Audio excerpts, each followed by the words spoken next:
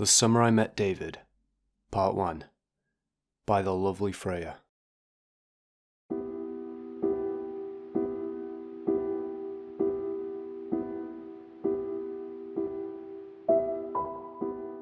When I was young, we lived in an old farmhouse.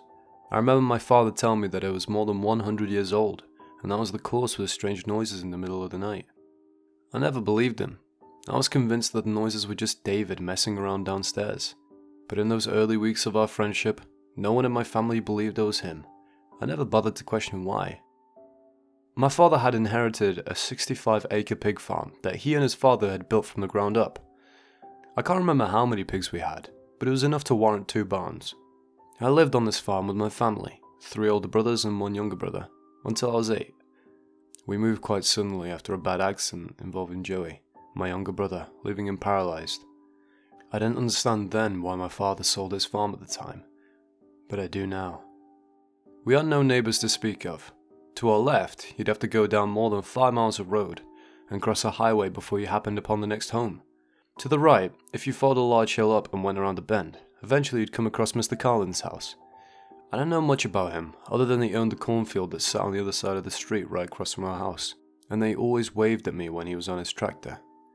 My mother at one point had informed me that Mr. Carlin had once had children and a wife, but a house fire killed them all, and left them alone. That was back when his house was right across the street from ours, before he'd planted the cornfield over it. Now, it's important to note that Mr. Carlin was nearly 80, and my mother told me that this all happened when he was a young man. I suspect a good 50 years had passed from the time his home burned to the ground, snuffing out the lives of his family, and the summer that I met David. It was the first Monday afternoon of summer. I was especially happy because I hadn't had to go to school, and at the time, the first Monday was something of a commodity. I'd taken my pink bike with pretty red ribbons on the handlebars for a ride in the long driveway, but being the spunky 6-year-old I was, I had grown tired of doing circles just outside of my home. I craved adventure, or at the very least the chance to poke and prod spiders at the bridge. I knew there was no chance of my mum or dad allowing me to go to the bridge by myself, but what they didn't know couldn't hurt them. My dad was off on the farm, doing whatever it was he did, but my mum was still inside, which meant I couldn't go. Not yet. I bided my time, doing circles in the driveway until I watched my mum drive away, heading toward her church group. I saw my chance and I took it. It was late afternoon, and the sun was high in the sky, beating down unforgivingly upon me. Jack, my oldest brother, was shirtless and tossing large bales of hay onto a wagon. I rode up to him, and as sweetly as I could muster, I begged for permission to go, reminding him that the bridge was still in his sight and barely 50 yards from our home. Jack's lips pressed together in a thin line, like they usually did when he was thinking. His eyes narrowed and he looked back toward the barn. "Dad doesn't like you going off on your own, you know that. He want one of us to go with you." My lower lip folded out into a pout and I gave him the sad eyes I'd spent weeks perfecting in the mirror. "I know," I whined, "but you're busy and Jim was with Dad and I don't even know where Johnny is. Please, I've been in the house all day helping Mum with cleaning. I even scrubbed the walls, Jack. The walls!" I was acting as if I'd been done a grave injustice, when in all reality, Mum and I scrubbed the walls once a month. Between a toddler brother and 3 older siblings, the walls were always getting filthy. But Jack didn't know that. My oldest brother's gaze fell upon me, and I looked up into his green eyes, giving him the most pathetic whimper. He looked over his shoulder one more time, in search of our father, who was nowhere to be seen. I knew I had him in the palm of my hand. The thing about being an only sister in a house full of boys is that they develop this weird need to keep me safe, and also happy. And sometimes that extends out to them letting me do things I knew I shouldn't have done. "Alright, Jazzy," he said, using the nickname I despised so much. Made me sound like a baby. I wasn't a baby anymore. "But just this once. If you get caught, don't tell Dad that I was the one to tell you it was okay. Alright?" I jumped up excitedly. "Yes!" I cried happily, before hopping on my bike and pedaling as fast as I could down the gravel driveway. My plan was to get the hell out of there before Jack came to his senses and realized my dad would have murdered him for letting me go off on my own. We lived under strict rules. No one younger than Jim, at age 10, was allowed to go anywhere on their own, even if it was just down the road. My father was a strong believer in the buddy system. His worries didn't stem from an area riddled with crime, but instead, the simple fact that it was summer. Summer meant migrant workers, and migrant workers meant a bunch of people around Mr. Carlin's house that no one in the family knew. I managed to get my little butt all the way down to the bridge without Jack calling me back, or Dad coming out the barn and throwing a tantrum. Once there, I spent my few precious moments of freedom twirling thin sticks into the stickly spiderwebs. At the first few nudges, the spiders would get excited. They'd glide across their webs in a graceful display that I could only describe as beautiful. Their small, shiny front legs poked and prodded at the stick, as it tried to decide what was invading its space and ruining its home. After several seconds of trying to decide what it was, the spiders would often limb off the web and explore the stick, give me a chance to put my palm below them, and wait patiently for it to descend down, and tickle my skin with their tiny prodding legs. My mother was terrified of spiders. My brothers, not wanting me to inherit a debilitating fear, had told me that they were nothing more than hairy bugs. I thought them to be endearing, which was admittedly strange for a small girl. I was about to let my 5th spider of the day go in the weeds beside the metal posts of the bridge when a small voice drew me on my own musings. "Is that a spider?" it asked incredulously. I stood up and turned around only to find a boy, probably a year or two older than myself, standing just a few feet away from me. His eyes were locked onto the spider that was now dangling from my fingertip. He gave me a toothy grin as I stared up at him. "Yep," I answered, very used to people being overly critical of a weird girl who likes arachnids. "That's cool. I love bugs," he admitted. My eyes lit up. "I do too," I gushed happily. "My name's Jasmine. What's yours?" I asked, using the same old introduction they taught us in kindergarten and 1st grade. "David," he answered, pronouncing the word funny. He said it David. It took me a full minute to put together that he was Mexican, which made sense given his dark hair and skin, something not often seen in the area I lived in. "Want to play?" I asked, handing the boy a stick. He said he did, and there we stood, shoulder to shoulder, disrupting webs, and talking about the pretty designs on the backs of the spiders. Soon enough, we'd run out of the large, black-furred arachnids to play with, but that didn't stop David. He went wandering over to the other side of the bridge, and found a sleek, bulbous, fat spider to poke at. "Come here, Jasmine," he called, laughter in his voice. "Look at how pretty this one is. You should hold it. I'll pretend to take pictures." I was filled with a sudden tingling sort of fear that started at the base of my spine and moved up to my limbs. My tiny hand reached out and slapped the stick away from David's hand. "Ow!" he shouted, glaring at me. "You can't touch those, David," I explained, trying to keep my sudden fear and anger in check. I did what I could to explain this to him like my father explained everything to me. Calmly, quietly, without anger or judgment. "You see that red dot on its back? If you look at its belly, it'll have a red hourglass on it. That means it's poisonous. It's a black widow," I explained. "You can't touch them. If you get bit, you could die." David only laughed and shook his head. "Who told you that?" he asked. "Whoever it was is lying. My dad and I catch these all the time," he insisted. He spoke with such conviction and such surety that I remember thinking that perhaps I remembered wrong. Maybe it was the spiders with the yellow dots on their backs that I shouldn't play with. I looked over to him. "Are you sure?" I asked. I waited for a nod before I picked up my stick and began the slow process of twirling it along the web. The spider had just started poking at the twig when a familiar voice called for me. I spun around, eyes on my house where Jack stood waving his arms. "Come inside! It's time for dinner! Can I bring my friend?" I shouted back. Jack paused for a long time, eyes on David and I before he nodded. "Sure, why not?" he asked. "I'll ask Mom to set another plate." I threw the stick to the ground, abandoning the spider. I turned back to David, who, for one reason or another, looked a little angry. I brushed it off, not knowing or really caring why he might be upset.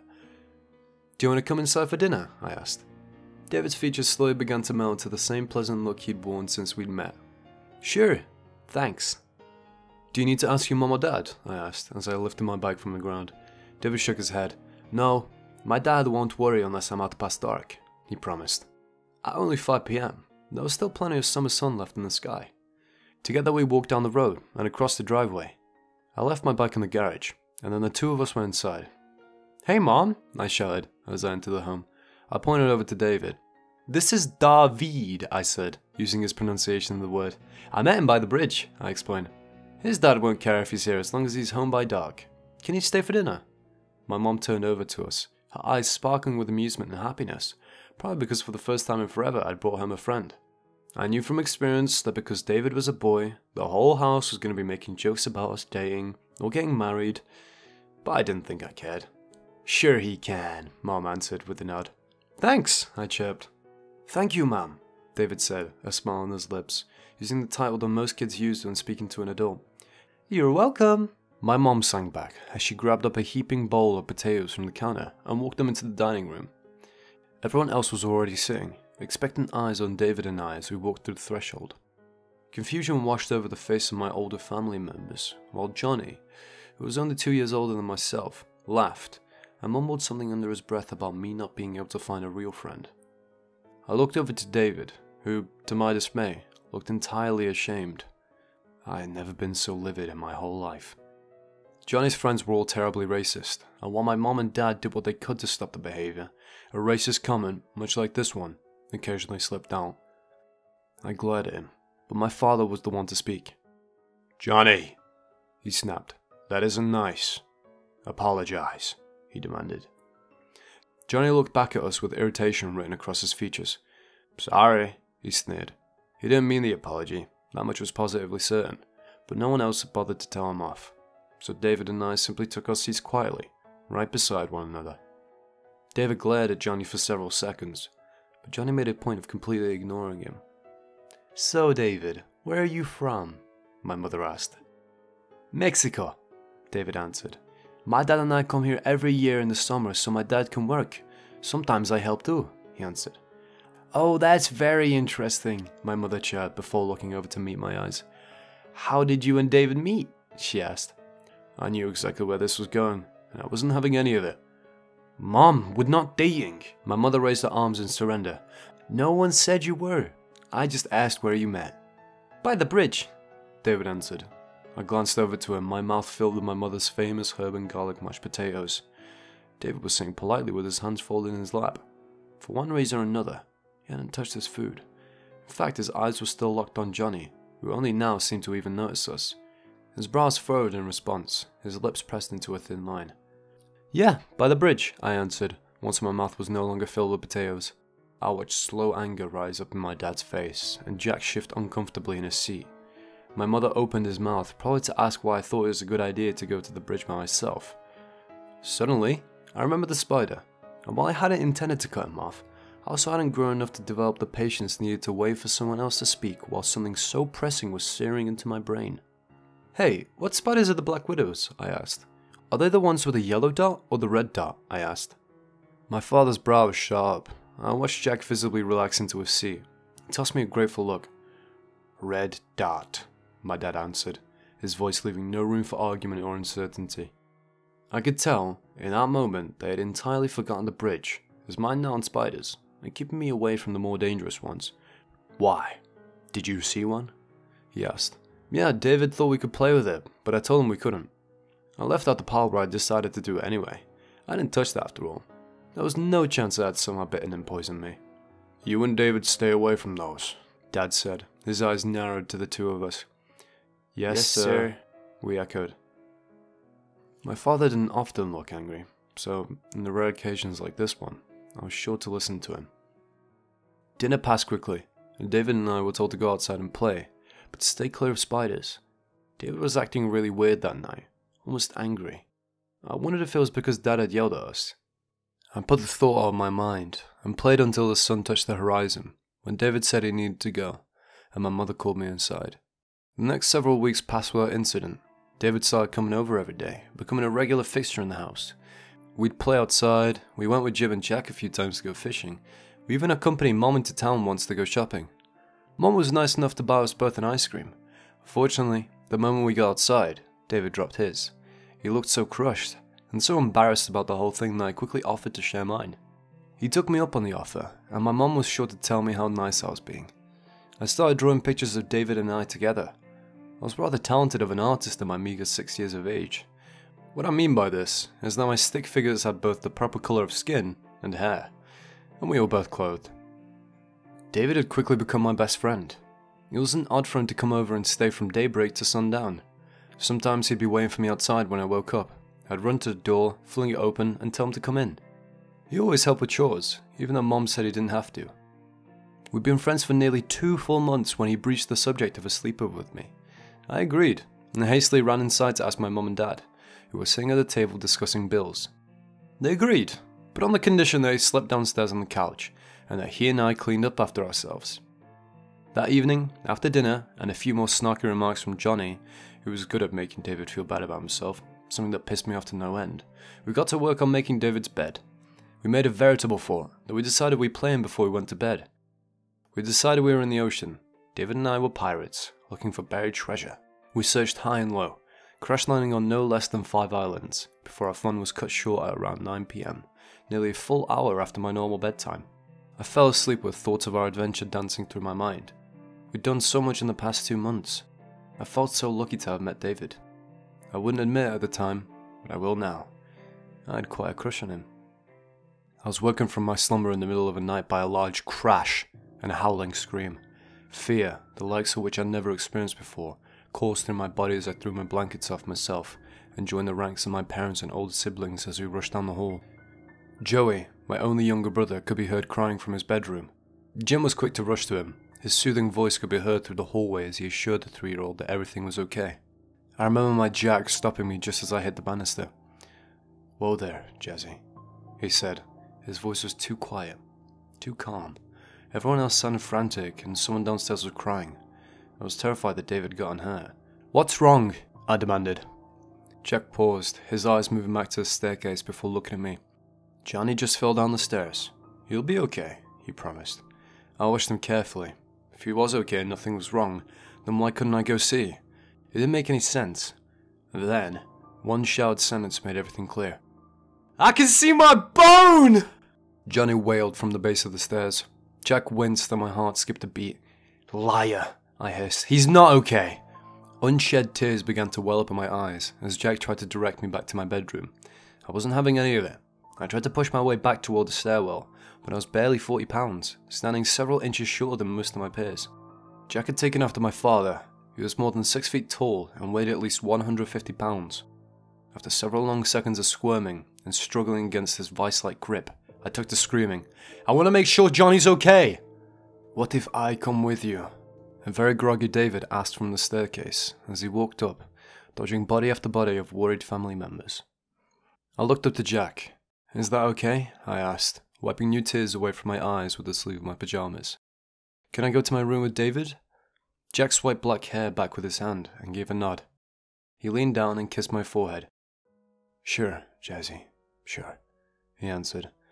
"Dad and Mom are going to take Johnny to the hospital. If you or David need anything, you can come over and get me, okay?" he asked. David and I nodded, before heading back to my bedroom. We laid down in my bed, head to foot, and talked. We talked about how Johnny's arm looked. David had seen it on his way up. He said the bone was jutting out of the wrist, and looked whiter than anything he'd ever seen. He told me my mom put his arm in the pink pillow that we all hated, and she and my dad ushered him outside. We stayed up until sunrise touched the dark sky. David talked all the while, trying to make me feel better. He assured me that Johnny was totally fine. He'd be okay. He just needed a cast and probably some stitches. David had a really funny way of always making me feel better.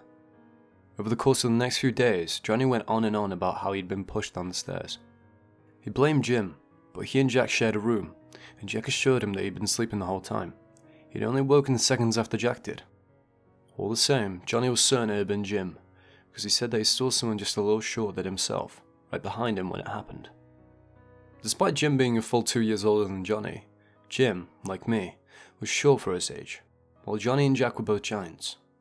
Johnny and Jim fought for days after that, always arguing, always shouting at each other. At one point, Johnny actually took a swing at him. Jim managed to dodge the blow, but Dad had to intervene. He took them both to the kitchen to talk.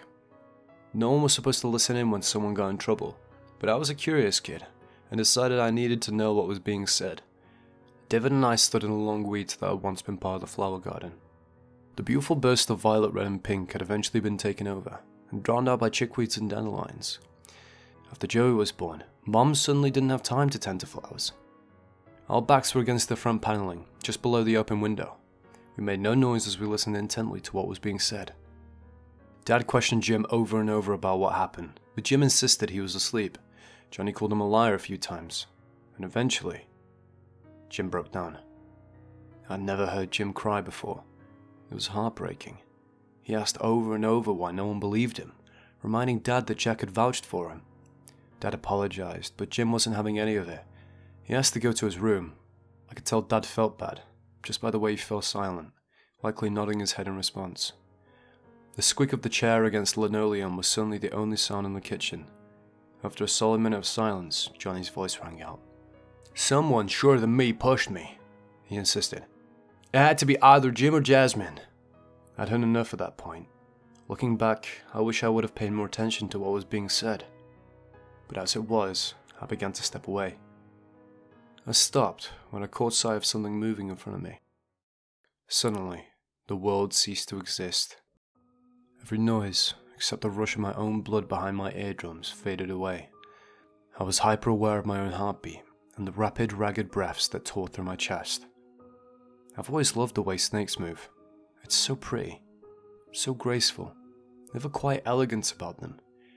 But this snake made that dizzying, heart-pounding sort of fear creep out of me. My hands went numb, my breath hitched, and I let out a small, distinctly feminine squeak. David looked down. A wide, genuine smile brushed across his lips. "Hey, look! A king snake!" he said happily. "That's not a king snake," I whispered, keeping myself as still as possible.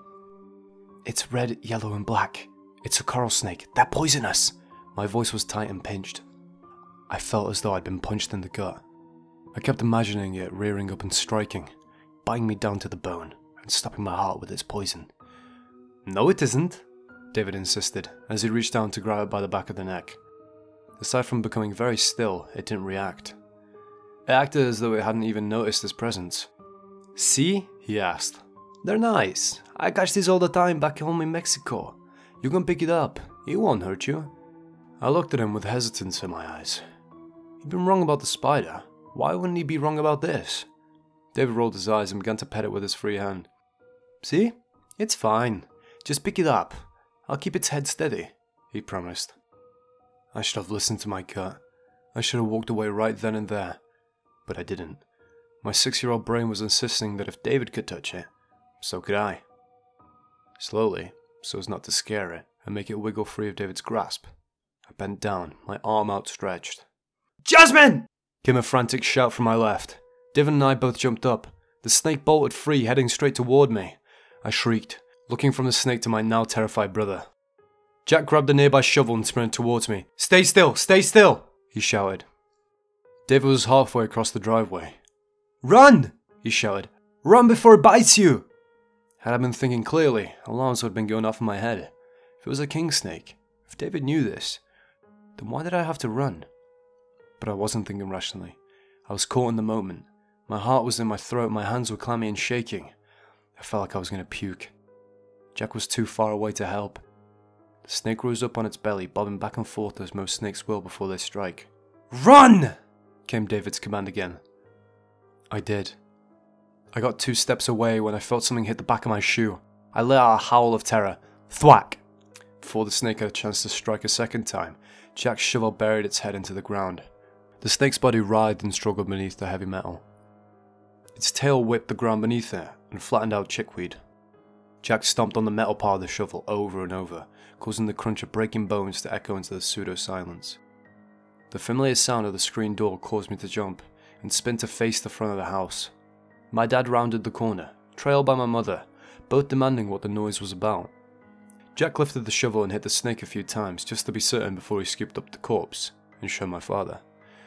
"Dummy nearly got herself killed. Just try to pick this thing up," he answered.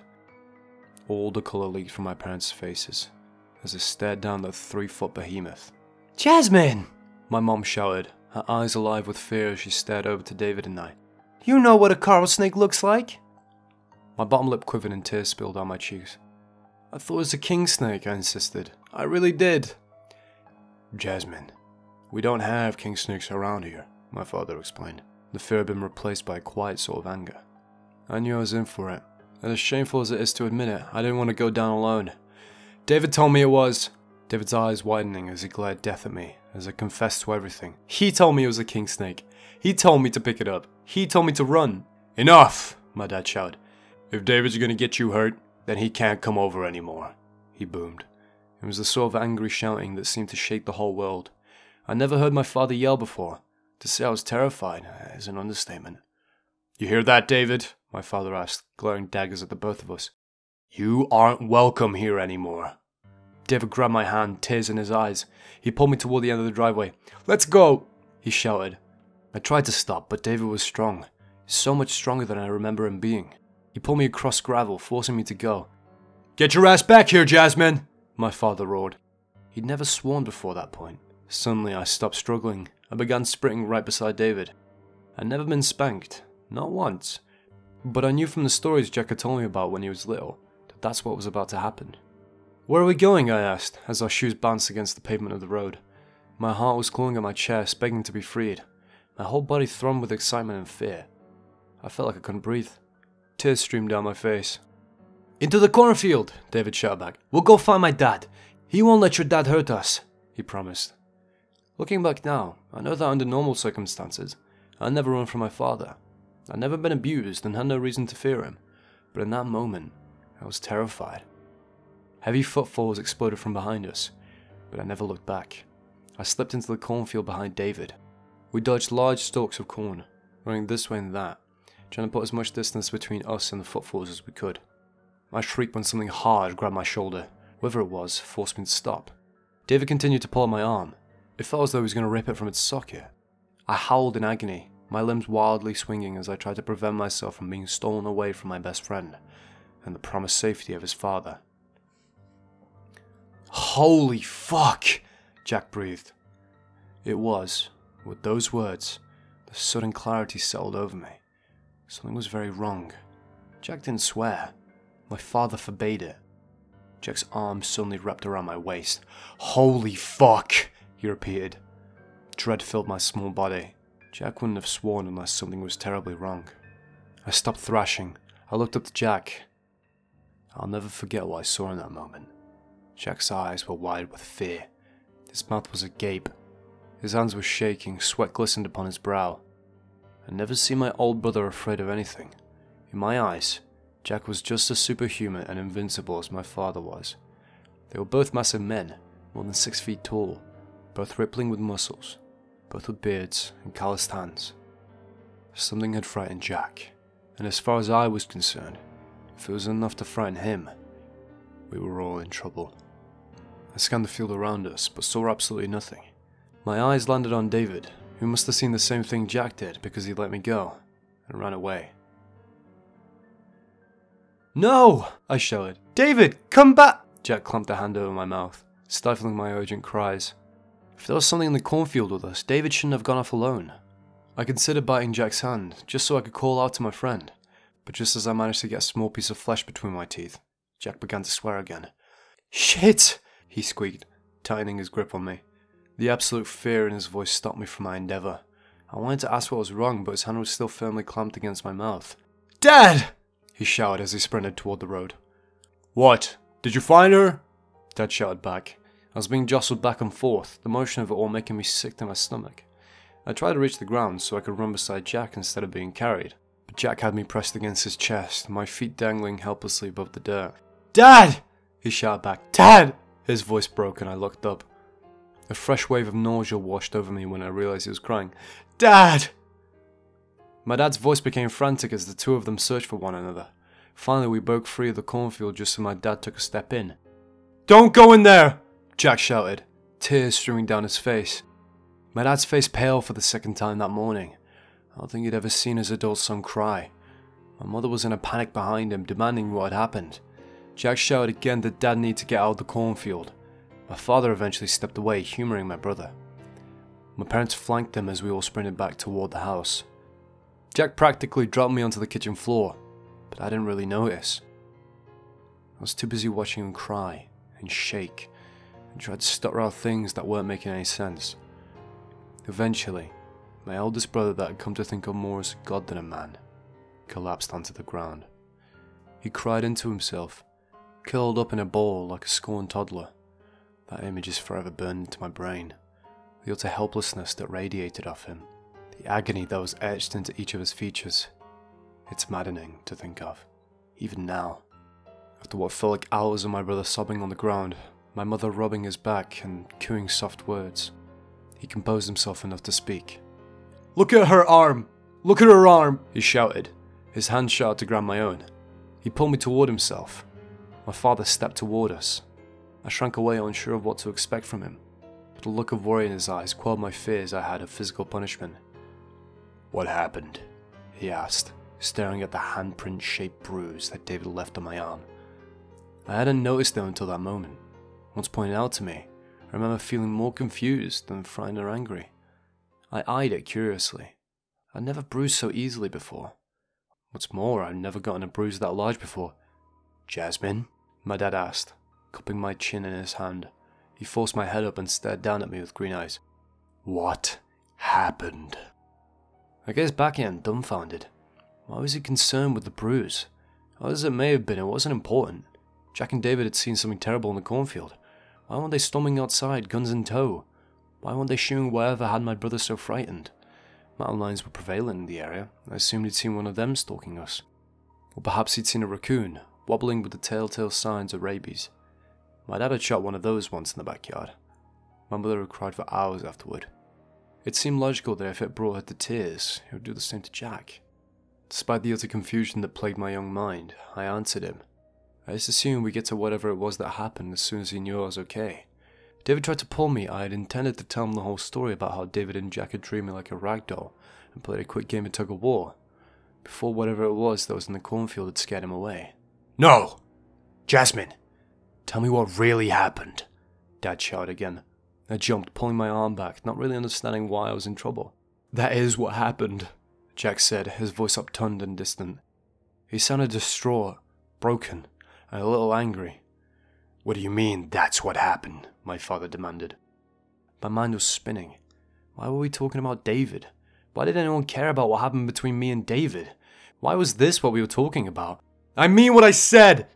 Jack shouted, burying his face in his hands. I jumped, letting out a small squeak as I put a few feet between myself and the cluster of family members. "No one," yelled at Dad. "No one that was suicidal." But Dad didn't get angry. He didn't shout. He didn't threaten to kick Jack out. Instead, his features crumpled and he looked back at me. "Jasmine, I just told you!" he said. And there was something about his voice that made my stomach hurt again. Jack shouted, standing up suddenly from his place on the kitchen floor. He stabbed a hand at the refrigerator to the picture of David and I holding hands. "He looked just like her fucking drawings!" My heart leapt. Jack swore again. But as my eyes went over to my dad, I realized he wasn't angry. He acted as though he hadn't even heard the word. His features were pale and his hands shook at his sides.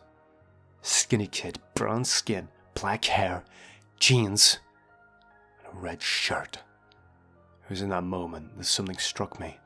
I never thought about it before, but the way Jack shouted about David's clothes made me realize I'd never seen outside of the red shirt and dirty jeans. "But," Jack's voice drew me out of my thought. "But..."